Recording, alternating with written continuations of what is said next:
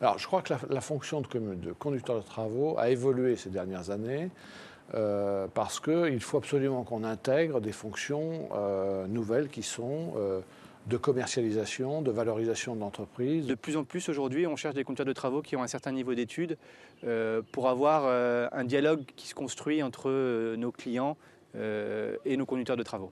Un bon conducteur de travaux, c'est quelqu'un qui anticipe, c'est quelqu'un qui est présent sur son chantier, qui connaît son chantier et qui connaît aussi la prestation qu'il doit exécuter. Avec le premier temps, la relation client et la satisfaction client. Et après, il y a aussi l'autre partie humaine qui est avec les gars avec qui on bosse.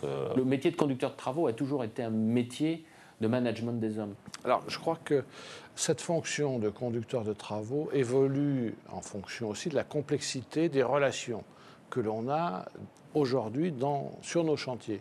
Aujourd'hui, le juridique prend une part de plus en plus importante, que ce soit en termes de droit du travail, de droit des marchés publics. C'est un métier qui évolue, donc on doit suivre aussi l'évolution et techniquement on doit suivre cette demande. Donc c'est vrai que les compétences et les connaissances d'un conducteur de travaux aujourd'hui ont quand même beaucoup changé. Donc c'est vrai qu'aujourd'hui, des bacs plus 2, voire des bacs plus 3, ça représente un niveau très intéressant.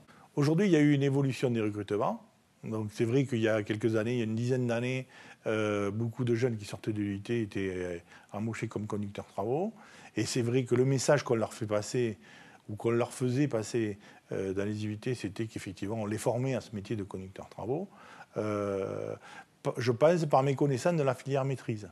Aujourd'hui, effectivement, il y a une intellectualisation générale de la profession et on recrute plus sur des IUP, donc, c'est-à-dire Bac plus 4, ou des ingénieurs travaux, et la filière maîtrise plus sur des IUT.